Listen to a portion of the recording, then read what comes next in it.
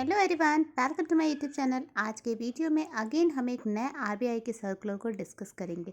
Circular को हम इस तरीके से डिस्कस करेंगे कि उस पूरे सर्कुलर को एक की में कन्वर्ट कर लेंगे। की में कन्वर्ट करने के बाद इजीली हम उस सर्कुलर को लॉन्ग टर्म तक रिमेंबर कर पाएंगे। लॉन्ग टर्म से मेरा मतलब है किसी भी एग्जामिनेशन के लिए अगर आप प्रिपेयर कर रहे हैं तो उसकी के बेसिस पे आप इजीली किसी भी एग्जाम में जिसमें आरबीआई की सर्कुलर इंपॉर्टेंस रखती है उसके क्वेश्चंस को बहुत इजीली कर सकते हैं।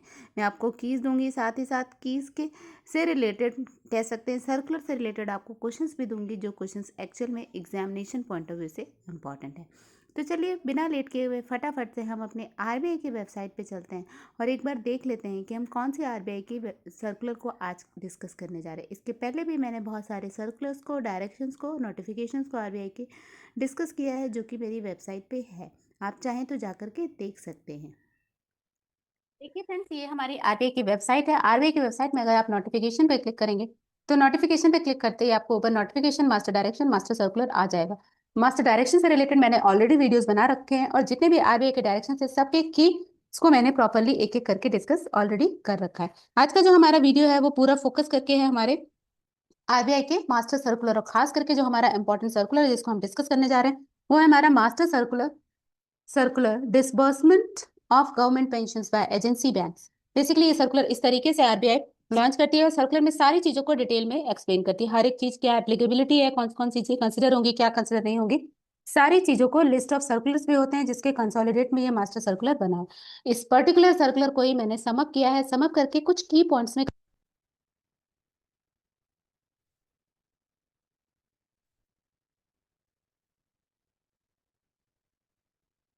की पॉइंट से साथ ही साथ उस पर्टिकुलर क्वेश्चन को डिस्कस करते हैं जो कि एक्चुअल में बैंकिंग एग्जाम्स में आने वाले हैं और इनको याद करना भी आपके लिए बहुत ही ज्यादा इजी होगा।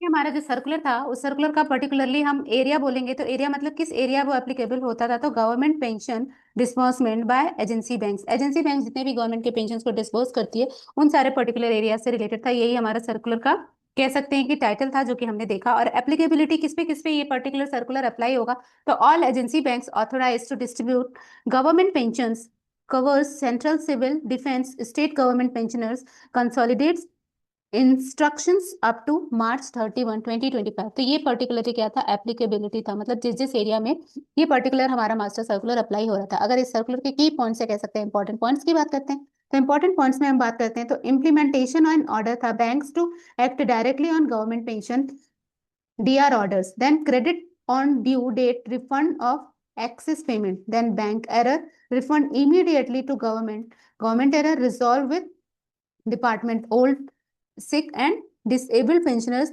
thumb or two impression with two witness one bank official. If no impression, then mark at least joint account. Family pension continues in existing joint account life certificate. Then acknowledgement mandatory. कौन से acknowledgement mandatory थे, तो CBS generated digital accepted. Then grievance redressal के लिए nodal officer GM CGM monthly review. Then toll free helplines भी available हैं इस particular चीज के लिए। साथ ही साथ अगर हम और इम्पोर्टेंट चीज की बात करें तो इसमें क्या था, बेसिकली पेंशन अदालत delay in pension errors, then 8% पर एनम इंटरेस्ट फॉर डिले। जितना भी डिले होगा उसके लिए 8% पर एनम इंटरेस्ट भी देना होगा और ये एप्लीकेबल हो गया था हमारा 1 अप्रैल से ही।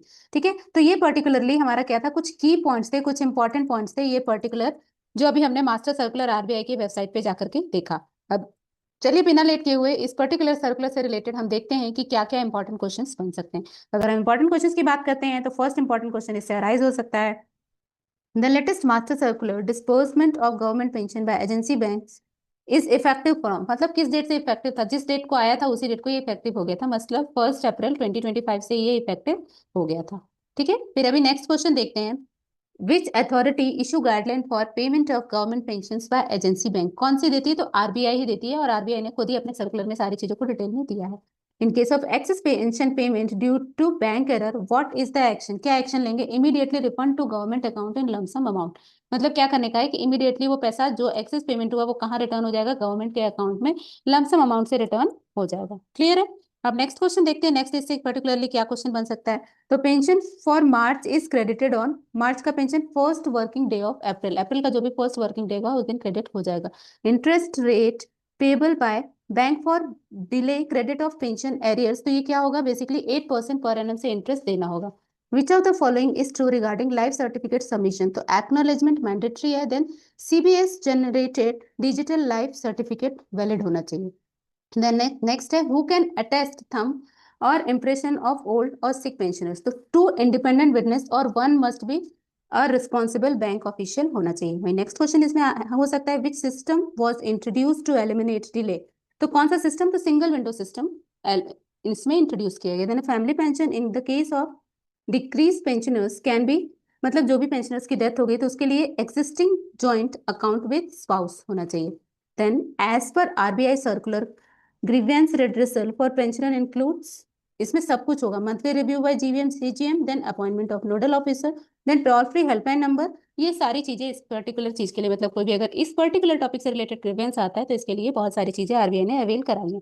तो देखिए मेरा आपको सजेशन यही रहेगा कि आप पर्टिकुलरली इस पेज का एक स्क्रीनशॉट लेके रख लीजिए और इसको टाइम टू टाइम रिव्यू करते रहिए, इससे आपको इस सर्कुलर को देखने की भी जरूरत नहीं होगी। और साथ ही साथ अगर इस सर्कुलर से रिलेटेड पर्टिकुलरली की पॉइंट्स आपको इतना हेल्प करेंगे कि आप ऑप्शन देखते ही फटाफट से आंसर अपने आप से ढूंढ लेंगे।